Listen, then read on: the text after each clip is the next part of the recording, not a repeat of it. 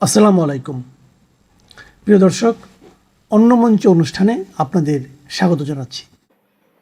আগামী ৪৮ ঘন্টা অর্থাৎ পরপর ২ দিন এবং ২ রাতে আমাদের দেশে এবং দেশের বাইরে সম্ভাব্য কী বিষয় ঘটতে পারে, যা কিনা আমাদের রাজনীতির যে কোর্স অফ অ্যাকশন, সেই কোর্স অফ অ্যাকশন পরিবর্তন করে দিতে পারে।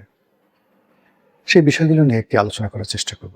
তার আগে দৃশ্যমান যে খবর, সেই খবরগুলো বলে নেই। প্রথমে ইসলামাবাদে যে আমেরিকা এবং ইরানের মধ্যে শান্তি আলোচনা চলছিল, সেটি ভেস্তে গেছে।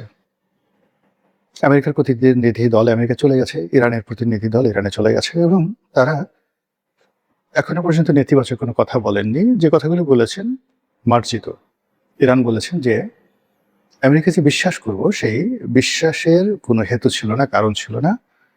তারা আলোচনার সময় তাদের কথাবার্তা, আচার আচরণ দ্বারা আমাদেরকে আশ্বস্ত করতে পারেননি যে তাদেরকে বিশ্বাস করা যায়। অন্যদিকে আমেরিকা যে কথাগুলো বলেছেন, সেই কথাগুলো যে এই যুদ্ধের মাধ্যমে তারা যে বিষয়গুলো পাননি আউট অফ দেয়ার অ্যাচিভমেন্ট, সেই বিষয়গুলো তারা এখন এই শান্তি আলোচনা অন্তর্ভুক্ত করেছেন এবং তারা দাবি দাওয়া পেশ করেছেন। মানে যেমন তাদের টাকা ছেড়ে দিতে হবে, হরমুজ প্রণালীতে তাদের যাকে বলা হয় একছত্র আধিপত্য থাকবে, তারপর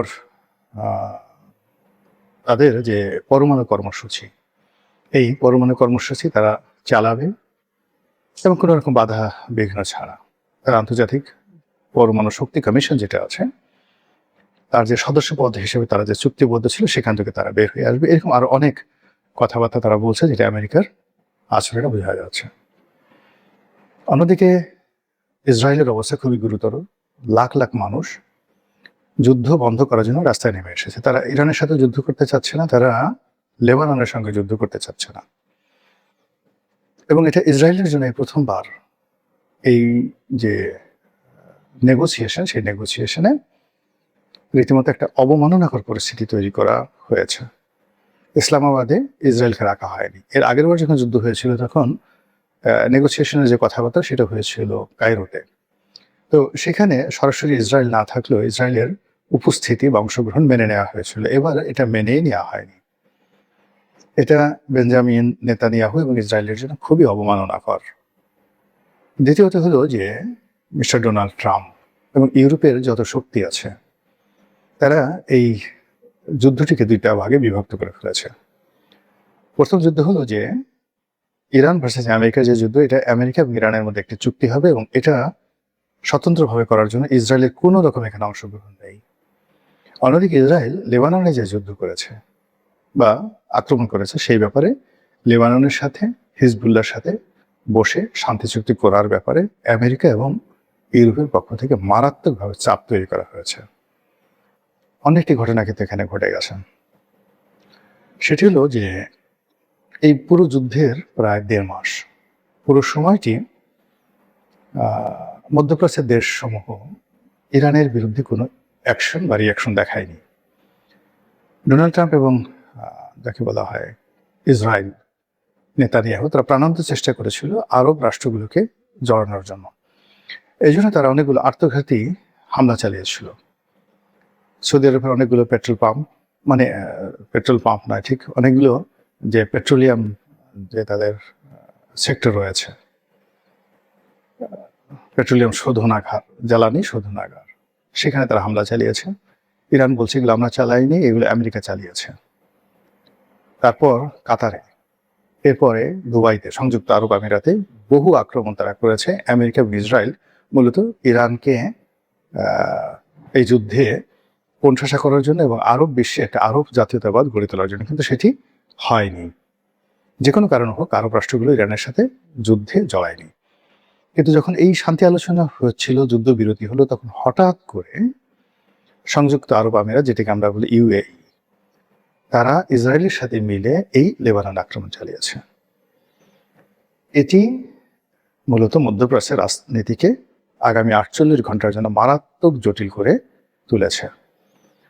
আপনারা জানেন যে সংযুক্ত আরব আমিরাত এবং সৌদি আরব, এই দুটো শক্তিধর রাষ্ট্র, দুটোই ইসরায়েলের বন্ধু, দুটোই আমেরিকার বন্ধু, কিন্তু এই দুটোর সাথে আবার ব্যক্তিগত সম্পর্ক একেবারে অহিনুকুল সম্পর্ক।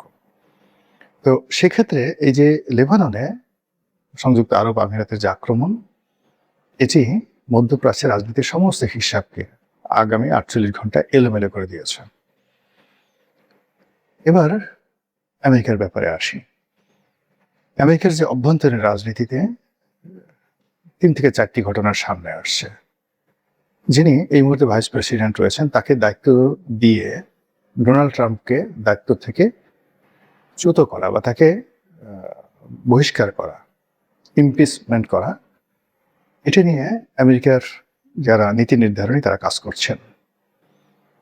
এবং এটা এত বেশি চলছে এবং ডোনাল্ড ট্রাম্পকে মানসিকভাবে, অর্থনৈতিকভাবে মানে তছনছ করে দেওয়ার জন্য আমেরিকার সমস্ত যে শক্তিগুলো তারা একত্র হয়েছে এবং গত সেই 3-4 দিন ধরে ভদ্রলোক একেবারে রীতিমতো স্টপ হয়ে গেছেন। তিনি কি আমেরিকার প্রেসিডেন্ট না আমেরিকার নাগরিক, তিনি কি বেঁচে আছেন না নেই, এটা বোঝা যাচ্ছে না। এবং তার স্ত্রীর যে বডি ল্যাঙ্গুয়েজ, মেলানিয়া ট্রাম্প, সেটা দেখে বোঝা যায় যে ওই পরিবারের উপরে শরৎকালের সবচাইতে যাকে বলা হয় ফ্রাস্ট্রেশন, যেটাকে বলা হয় সেটি বা ডিপ্রেশন, সেটি যাচ্ছে। এবার আমাদের বাংলাদেশের ব্যাপারে আসি। বাংলাদেশে আগামী 48 ঘন্টাতে অনেকগুলো চমকপ্রদ ঘটনা যে ঘটবে তার কিছু নমুনা দেখাই। হঠাৎ করে আপনি দেখবেন যে এই যে একটি পীরের মাজারে আক্রমণ করে পীরকে মেরে ফেলা হলো। এটি বিচ্ছিন্ন কোনো ঘটনা নয়, এটি ম্যাটিকুলাস ডিজাইনের অধীন একটি ঘটনা এবং হাদিকে যেভাবে হত্যা করা হয়েছে এইরকম প্ল্যান করে এই পীরকে হত্যা করা হয়েছে। এই গেল এক। 2 নম্বর হলো শাহবাগে যে সমকামীদের বৈঠক হচ্ছে, সমকামীরা বসে আছে, এটা উপলক্ষ করে সেখানে তৌহিদি জনতা যেভাবে একত্র হয়ে যে ঘটনা ঘটিয়েছে, এটা কোনো বিচ্ছিন্ন ঘটনা নয়, অত্যন্ত পরিকল্পিত, প্ল্যান ওয়াইজ। এরপর জুলাই আগস্ট বিপ্লবী যারা ছিলেন ফ্রন্ট লাইনে তারা, এরপরে সুটন গ্যাং, তারা মার্কিন ডিপ স্টেটের তথাকথিত যে সকল এজেন্ট রয়েছে, তারা গত 24 ঘন্টায় রীতিমতো যে সকল বিস্ফোরণমূলক কথাবার্তা বলছেন, যে সকল আক্রমণাত্মক ভাষায় কথাবার্তা বলছেন, এটি অতীতের যে কোনো রেকর্ডকে ব্রেক করেছে। একটা সময় দেখা গেল এই বিপ্লবীরা ক্যান্টনমেন্ট নিয়ে কথা বলেছেন, ডক্টর মোহাম্মদ ইউনূসকে নিয়ে কথা বলেছেন, আওয়ামী লীগকে নিয়ে কথা বলেছেন, ভারতকে নিয়ে কথা বলেছেন। আর এ সকল কথাবার্তা বলার ক্ষেত্রে তাদেরকে দেশের বাইরে থেকে বিভিন্ন ইউটিউবার তারা ইনফ্লুয়েন্স করত। কিন্তু এইবার কোনো ইনফ্লুয়েন্সার নেই, কোনো ইনফ্লুয়েন্সাররাও কোনো কথাবার্তা বলছে না, কিন্তু দেশের ভিতর থেকেই বিভিন্ন জনে যারা রাজনীতির পোর্টফোলিওতে আছেন, পদ পদবিতে আছেন, তারা বিভিন্ন যে ছাত্র সংসদ রয়েছেন, সেই ছাত্র সংসদে যারা নেতৃবৃন্দ রয়েছেন, তারা অসাধারণ কতগুলো শব্দ প্রয়োগ করে ইঙ্গিতপূর্ণ কতগুলো কথাবার্তা বলে সরকারকে রীতিমতো তারা লাল কার্ড দেখাচ্ছেন। এই কাজ করলে সরকার পতন হবে, এই কাজ না করলে এই হবে। সরকারকে পাসপোর্টের মেয়াদ বৃদ্ধি করার জন্য নির্দেশ দেওয়া হয়েছে বিপ্লবীদের পক্ষ থেকে। আর ভারত থেকে যে হেলিকপ্টার আসবে না সে কথা তাদেরকে স্মরণ করিয়ে দেওয়া হয়েছে। তো এই যে ঘটনাগুলো ঘটে চলছে, তার সঙ্গে সঙ্গে তেলের সমস্যাটা বাড়ছেই। সরকার প্রাণান্ত চেষ্টা করছে কথা দ্বারা, বার্তা দ্বারা, এবং এই সময়টিতে মানে সরকার এখানে যে স্যাক্রিফাইস করছে, তেলের দাম না বাড়িয়ে প্রতিদিন প্রায় 2000 কোটি টাকা ভর্তুকি দিয়ে বাজার নিয়ন্ত্রণ করার যে চেষ্টা সরকার চালিয়ে যাচ্ছে, কিন্তু কাজ হচ্ছে না। পেট্রোল পাম্প কেন্দ্রিক যে এলাকাগুলো রয়েছে সেখানকার জনজীবন তছনছ। গাড়ি, মোটরসাইকেল শত শত, হাজার হাজার, কোথাও 2 কিলোমিটার, কোথাও 4 কিলোমিটার, কোথাও 5 কিলোমিটার, সেইগুলো তারা অপেক্ষা করছে। রাস্তাঘাট, অলি গলিতে গাড়ি শুধুমাত্র তেলের জন্য বসে আছে। অন্যদিকে সরকারের যারা আইন শৃঙ্খলা রক্ষাকারী বাহিনী, তারা প্রাণান্ত চেষ্টা করে বিভিন্ন জায়গা থেকে তেল উদ্ধার করছে এবং এটা রীতিমতো একটা সিন্ডিকেশনে পরিণত হয়েছে। এবং সরকারের যে রেগুলার কাজ, বিশেষ করে আইন শৃঙ্খলা রক্ষাকারী বাহিনীর যে রেগুলার কাজকর্ম, সেই রেগুলার কাজকর্ম বাদ দিয়ে তারা এখন এই জ্বালানি তেল কোথায় মজুদ রয়েছে আর জ্বালানি তেল কিভাবে দিচ্ছে এটা নিয়ে তারা ব্যস্ত আছে। ফুয়েল কার্ড করা, কিউআর পদ্ধতিতে তেল দেওয়া, অ্যাপসের মাধ্যমে তেল দেওয়া, এই কাজগুলো যত কিছু করা হচ্ছে না কেন, পুরো যে সাপ্লাই অ্যান্ড চেইন, জ্বালানি তেলের সাপ্লাই অ্যান্ড চেইন, এটা ভেঙে পড়েছে। আর এর সঙ্গে শুরু হয়েছে ভোজ্য তেলের, যাকে বলা হয় অভাব। এটা অভাব বলবো না কৃত্রিম অভাব বলবো, আমি এখন পর্যন্ত বলতে পারছি না, আমার কাছে তথ্য নেই। কিন্তু বাজারে বোতলজাত সয়াবিন তেল, যেটা রান্নার তেল, এটা পাওয়া যাচ্ছে না এবং অগ্নিমূল্য। এখানে সরকারের যে সীমিত সামর্থ্য, তারা সেই ভোজ্য তেল যারা মজুত করতে না পারে প্রাণান্ত চেষ্টা করছে, কিন্তু কাজ হচ্ছে না। বাজারে আগুন লেগে গেছে। এমন কোনো দ্রব্যমূল্য নেই যেটি গত এক সপ্তাহে মারাত্মকভাবে বৃদ্ধি পায়নি। ফলে এই সকল বিষয় নিয়ে আগামী 48 ঘন্টাতে প্রতিটি সেক্টরে পরিবেশ এবং পরিস্থিতি এখন যে অবস্থায় চলছে, উন্নতি না হয়ে অবনতির দিকে যাওয়ার সম্ভাবনা আছে। পার্লামেন্টের ভিতরে স্পষ্টতই যা কিছু হচ্ছে এটি স্বস্তিদায়ক নয়। বিরোধী দল ওয়াকআউট করেছে, আবার কবে যাবে এখন পর্যন্ত আমরা জানি না। জামাতের সভাপতি তিনি সরকারি দল সম্পর্কে ভীষণ রকম আপত্তিকর কিছু কথাবার্তা বলেছেন, এবং সেই সকল কথাবার্তায় যে তাদের যে বিশ্বাস, আস্থা, সম্পর্ক সরকারি দলের সাথে তারা আশা করেছিল বা আমরা আশা করেছিলাম, সেই জায়গা থেকে তারা বিচ্যুত হয়েছে এবং তাদের যে দাবি দাওয়াগুলো রয়েছে সেই দাবি দাওয়াগুলো তারা রাজপথ আদায় করবে। রাজনীতির কয়েকটি অংশ থাকে, একটা হলো পর্দার সামনে, আরেকটা হলো পর্দার পেছনে, অনেকটা সিনেমার মতো। আপনারা আমরা যখন কোনো নাটক বা সিনেমা দেখি, সেটা মঞ্চে হোক কিংবা সেলুলয়েডের পর্দায় হোক, খুব সংক্ষিপ্ত সময়ের মধ্যে নায়ক দেখি, নায়িকা দেখি, গায়ক দেখি, গায়িকা দেখি, ভিলেন দেখি, এবং একটি নাটক সাধারণত 45 মিনিট থেকে 50 মিনিটের মধ্যে শেষ হয়ে যায়, আর একটি সিনেমা 2 ঘন্টা থেকে 3 ঘন্টার মধ্যে শেষ হয়ে যায়। কিন্তু এরকম একটি সিনেমা বা একটা নাটক তৈরি করতে কখনো 1 সপ্তাহ, কখনো 1 বছর, কিংবা যদি সিনেমাটি হয় মুঘল আজমের মতো, সেক্ষেত্রে 10-12 বছর সময়ও কোনো কোনো সিনেমার ক্ষেত্রে লেগে যায়। তো পর্দায় আমরা যেটা দেখি এটি হলো সিনেমা, আর পর্দার অন্তরালে যেটি আমরা দেখি সেটিকে আমরা সাধারণত বলি শুটিং হয়, চিত্রনাট্য হয়, রেওয়াজ হয়, প্র্যাকটিস হয়, গান হয় ইত্যাদি। তো চলচ্চিত্রের মতো আমাদের রাজনীতিতেও কিন্তু পর্দার আড়ালে এমন কিছু ঘটে যা আপনি আমি জানতে পারি না। ঠিক এই মুহূর্তে পর্দার আড়ালে কি ঘটছে, যেগুলো আমাদের পত্রপত্রিকাগুলো লিখছে না, পত্রিকায় আসছে না, আসা উচিত নয়, কিংবা আমাদের পত্রপত্রিকার সেই সাহস এখন পর্যন্ত হয়নি। পশ্চিমা দুনিয়াতে যদিও এই ধরনের সাহস আছে। আমি একটা একটা করে কিছু কিছু বিষয় আপনাদেরকে ইঙ্গিত দেই। প্রথমত, যে এস আলমের ইসলামী ব্যাংক, যে কটি ইসলামী ব্যাংক ছিল 4টি না 5টি, তার সঙ্গে আবার এক্সিম ব্যাংক, সেই নজরুল ইসলাম মজুমদারের এক্সিম ব্যাংক, এরকম সবগুলো ব্যাংককে একীভূত করে, সবগুলো ব্যাংকে একীভূত করে সম্মিলিত ইসলামী ব্যাংক নামে একটি ব্যাংক ইউনূস সরকার আমলে তৈরি করা হয়েছিল। আবার এই ব্যাংকগুলোকে চালিয়ে রাখার জন্য সরকারের পক্ষ থেকে তখন 30,000 কোটি টাকা মুদ্রা ছাপিয়ে এই ব্যাংকগুলোকে সরবরাহ করা হয়েছিল। প্রথম দফাতে দেওয়া হয়েছিল 20,000, আর দ্বিতীয় দফাতে এই একত্র করার আগে 20,000, আর একত্র করার পরে 10,000, 30,000, সব মিলিয়ে 50,000 কোটি টাকা এই এস আলমের ব্যাংকগুলো, তার সঙ্গে এক্সিম ব্যাংক, এদেরকে দেওয়া হচ্ছে বা হয়েছে। ওই সময়টিতে একটি গুরুত্বপূর্ণ সিদ্ধান্ত ছিল আহসান এস মনসুরের। বলা হয়ে থাকে যে তিনি এই সিদ্ধান্তগুলো নিয়েছেন, কেউ কেউ বলেন যে তিনি অর্থনৈতিকভাবে বায়াসড হয়ে, কেউ কেউ বলেন তিনি ক্রোধের বশবর্তী হয়ে, কেউ কেউ বলেন যে বাংলাদেশের বেশ কয়েকটি ব্যাংক, তার মধ্যে একটি ব্যাংকে তিনি চেয়ারম্যান ছিলেন, ব্র্যাক ব্যাংক, এরকম প্রথম সারির অনেকগুলো ব্যাংককে কতগুলো অনৈতিক সুযোগ দেওয়ার জন্য তিনি ইচ্ছে করে কয়েকটি ব্যাংককে পেছনে ফেলে দিয়েছেন এবং কয়েকটি ব্যাংকে তিনি কালো তালিকাভুক্ত করার মাধ্যমে কয়েকটি ব্যাংকের বিরুদ্ধে নেতিবাচক কথাবার্তা বলে সেই ব্যাংকের ব্যবসা বাণিজ্য ধ্বংস করে দিয়েছেন।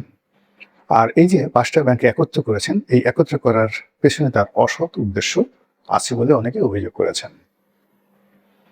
তো তিনি যে সিদ্ধান্ত নিয়েছেন সেই সিদ্ধান্তগুলোর মধ্যে অন্যতম একটি সিদ্ধান্ত ছিল যে আগে যারা এই ব্যাংকের মালিক ছিলেন তারা এই ব্যাংকের পরিচালনায় থাকবেন না, মালিকানার সঙ্গে থাকবেন না।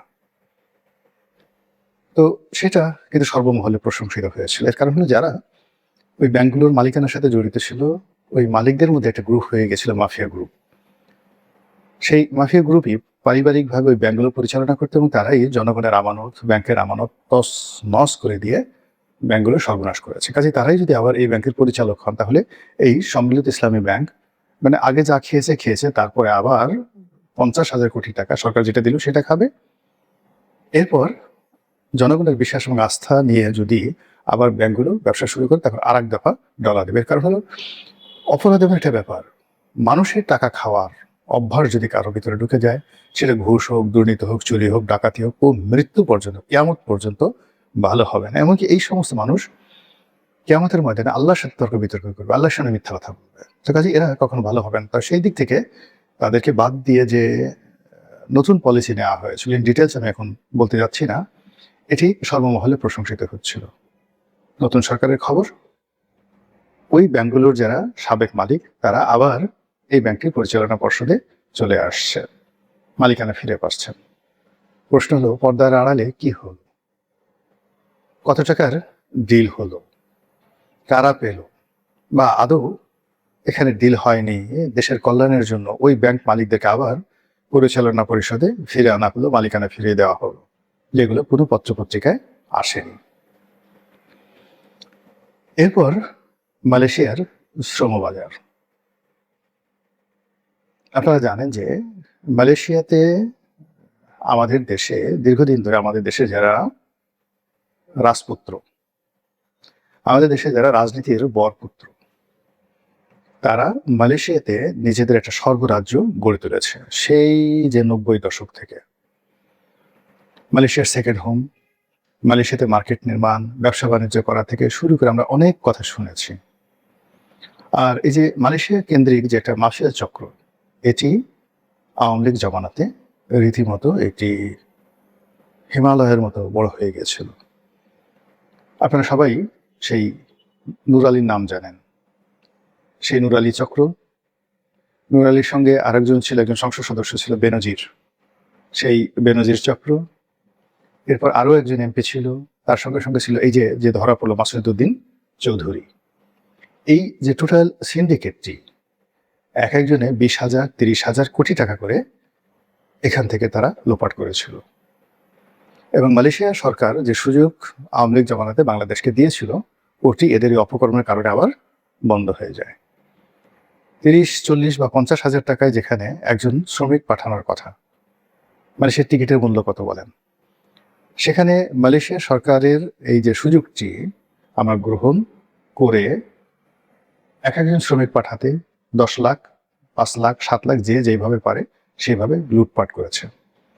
দ্বিতীয়ত হলো যে ওখানে মালয়েশিয়ার যে যারা এমপ্লয়ার আছে তাদের সাথে চুক্তি করে সরাসরি যেভাবে মানে একেবারে চাকরি কনফার্ম করে তাদের পাঠানোর কথা ছিল সেগুলো না করে, মালয়েশিয়ারও খারাপ লোক আছে, তাদের সাথে ডিল করে পুরো শ্রমবাজারটিকে আওয়ামী লীগের শের জামানাতে ধ্বংস করে দেওয়া হয়েছিল। এখন নতুন সরকার যখন এলো, আসার সঙ্গে সঙ্গে আপনি দেখবেন যে এখানে আমরা দেখলাম যে এই যে শ্রম কর্মসংস্থান এই মন্ত্রণালয়ে প্রধানমন্ত্রীর সবচেয়ে বিশ্বস্ত লোক মাহাদি আমিন, তারপর সিলেটের যে মেয়র ছিলেন আরিফ সাহেব, তাকে দেওয়া হলো। এবং তাদের নেতৃত্বেই যে গ্রুপ মালয়েশিয়াতে গেল এবং তাদের যে চেহারা ছবি দেখলাম, তাতে করে মনে হচ্ছে যে মালয়েশিয়ার যে শ্রমবাজার সেটা যদি আবার খুলে তাহলে নতুন আরেকটি সিন্ডিকেট পর্দার আড়ালে হয়েছে কিনা ইতিমধ্যে সেই সিন্ডিকেটের সদস্য কারা এবং সেই সদস্য হতে কত টাকা বিনিয়োগ করতে হবে, কি পরিমাণ লাভ হবে, কি পরিমাণ লস হবে, কি পরিমাণ দেশের ভাগ্য নির্ধারিত হবে, সেটা নিয়ে কোনো পত্রপত্রিকায় এখন পর্যন্ত খবরাখবর আসেনি। অথচ অত্যন্ত গুরুত্বপূর্ণ একটি বিষয়। তৃতীয়ত, এই সরকার ক্ষমতা আসার সঙ্গে সঙ্গে চীন এবং ভারত ঝাঁপিয়ে পড়েছিল। চীনের রাষ্ট্রদূত বাংলাদেশে প্রধানমন্ত্রীর সঙ্গে দেখা করেছেন। চীনের একজন সেই যে ভাইস প্রেসিডেন্ট অথবা ভাইস পররাষ্ট্রমন্ত্রী, এরকম অত্যন্ত উচ্চ পদমর্যাদা সম্পন্ন একজন কর্তা বাংলাদেশে আসার কথা ছিল, কিন্তু শেষ মুহূর্তে তিনি না এসে তার সফরসূচি বাতিল করেছেন। এটি কোনো পত্রপত্রিকায় আসেনি। এটি কেন হলো? ইউনূস সরকারের জমানাতে চীনের সঙ্গে আমাদের যে কৌশলগত মিত্রতা গড়ে উঠেছিল, নীলফামারীতে একটি বিমানবন্দর নির্মাণ, সামরিক ঘাঁটি নির্মাণ, এটি নিয়ে ভারতের আপত্তি, সেখানে একটি হাসপাতাল নির্মাণের ব্যাপারে বিনিয়োগ যেটা হয়ে যাচ্ছে বলে এখন প্রচার হচ্ছে, তিস্তা প্রকল্প ইত্যাদি নানা বিষয় নিয়ে ইউনূস সরকারের জমানাতে এমন একটা, যাকে বলা হয় পারস্পরিক সম্পর্ক গড়ে তোলা হচ্ছিল, যা দেখে মনে হচ্ছিল যে শ্রীলঙ্কা, নেপাল, সেখানে চীন যেভাবে বিনিয়োগ করেছে বাংলাদেশে হয়তো সেইভাবে বিনিয়োগ করবে। কিন্তু পরবর্তীতে দেখা গেল যে ডক্টর মোহাম্মদ ইউনূস সরকার যখন জনগণের বিশ্বাস হারিয়ে ফেললেন এবং তার সরকার যখন আনস্টেবল হয়ে গেল, তখন সুকৌশলে চীন সেখান থেকে নিজেদেরকে প্রত্যাহার করে নেব। পরবর্তীতে নির্বাচনের আগে তারা জামাতের দিকে ঝুঁকলো। শিবিরের, জামাতের অনেক নেতাকর্মী চীন সফরে গেল। আবার একই সঙ্গে বিএনপির যারা লোকজন আছে নির্বাচনের আগে, তাদেরও বেশ কয়েকটা টিম চীন সফর করে আসলো। চীন ওই সময়টাতে বেশ ব্যালেন্স করার চেষ্টা করেছে। চীনের যারা কর্তা ব্যক্তি, তারা আমিরে জামাত বা জামাতের সভাপতির বাসায় গেল। আবার তারেক রহমান সাহেব সহ অন্যান্য যারা নেতৃবৃন্দ রয়েছেন তাদের সঙ্গে তাদের যোগাযোগ নিয়মিত হল। কিন্তু নির্বাচনের পরে চীন আন্তরিকতা দেখিয়ে তারেক রহমান সাহেবের সঙ্গে দেখা করলেন। কিন্তু গত 2 সপ্তাহ ধরে চীন একেবারে নীরব, একেবারে নিস্তব্ধ এবং বাংলাদেশের ব্যাপারে কোনো